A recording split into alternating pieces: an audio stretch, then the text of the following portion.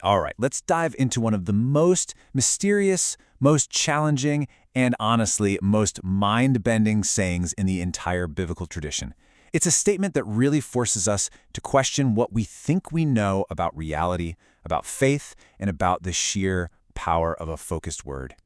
And this is it. This is the line from Jesus of Nazareth that has just captivated and confused people for 2,000 years. And listen closely to the words. Whoever says to this mountain, not whoever hopes, not whoever begs, not even whoever has some special divine power, but whoever says. It's so audacious, it just stops you right in your tracks.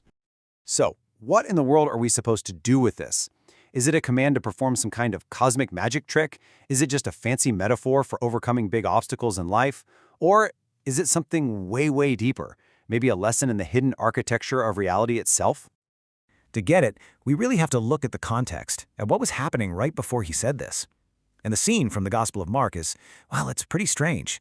Jesus sees a fig tree that's got all the right leaves, but no fruit, so he curses it.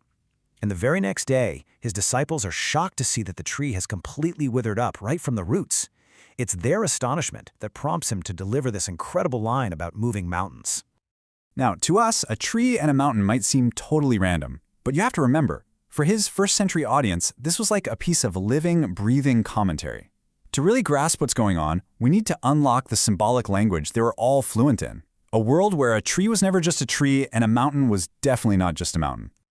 So here's the key. This whole thing was a prophetic sign act. That fig tree, all leaves, no fruit, that was the perfect picture of the religious establishment of the day. It looked impressive on the outside, but on the inside it was spiritually empty. And this mountain? Well, they were standing on the Mount of Olives, looking right at Jerusalem. There was zero doubt which mountain he meant, the Temple Mount, the absolute immovable center of all religious power. To talk about moving that mountain was to talk about a divine judgment on a corrupt system. And this, right here, is where it gets totally radical. By saying whoever says, Jesus just democratizes holiness, the power to make things happen.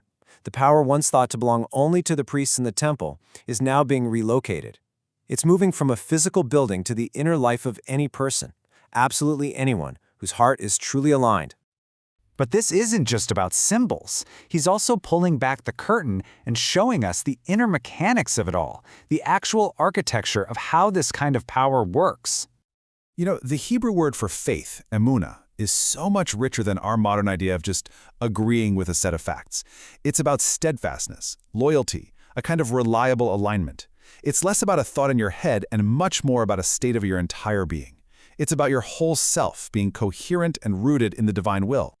So think of it like a flow, almost like electricity. Mystical traditions describe reality moving from the unseen world to the seen world. It starts with a divine intention. But for that intention to become reality, it needs a clear channel.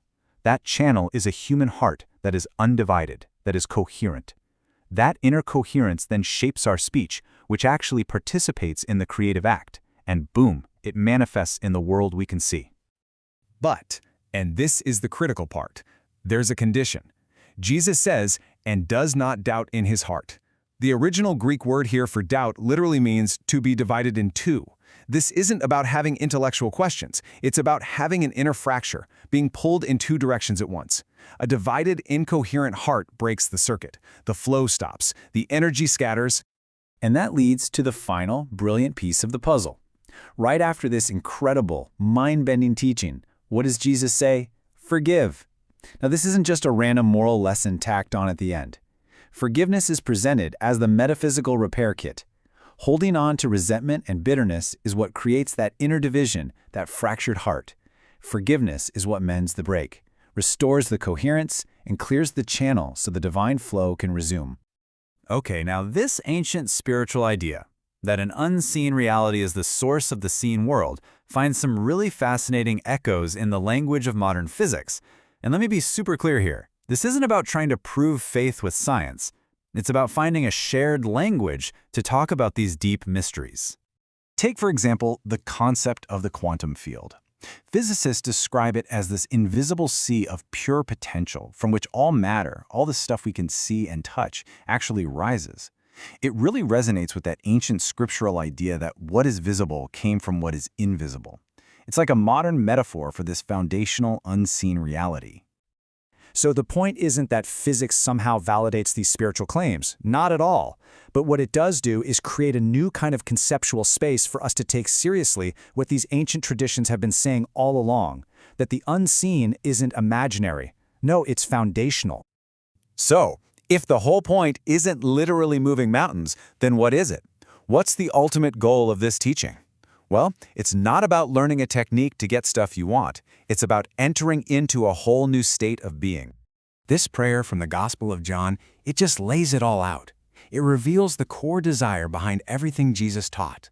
The goal isn't for us to perform amazing feats, but for us to enter into the exact same state of union with the divine that he himself lived in. And that is a profound, profound shift in perspective. See, in this view, union isn't some prize you win at the end of a long, hard spiritual marathon. It's our original intended state. Our job isn't to achieve it, but to awaken to it, to simply remember what's already true at the very core of our being. When you see it this way, it just reframes the whole concept of faith. It's a massive shift away from faith being a list of things you believe in your head and toward faith as a form of active, conscious participation in reality. So, this architecture of participatory faith, what's it built on? Well, you could say it has 4 pillars. First, an undivided heart, free from all that inner conflict. Second, speech that is aligned with divine love and intention. Third, a forgiving spirit that keeps that inner channel clear.